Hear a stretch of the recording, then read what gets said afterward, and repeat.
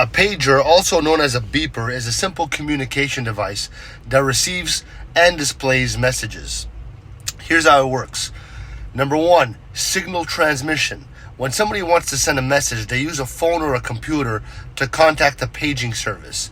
They enter the pager's unique number and type in the message.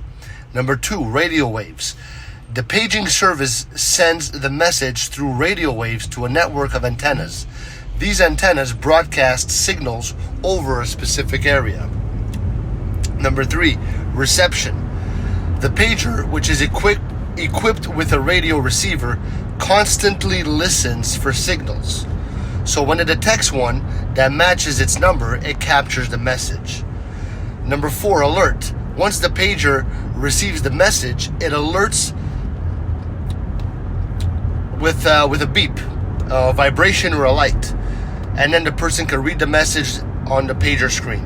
So the pagers were widely used before smartphones and became popular, before that. But because they work well in areas where phone signals might be weak, even though it's less common today, they are still used in certain industries and reliable for communication.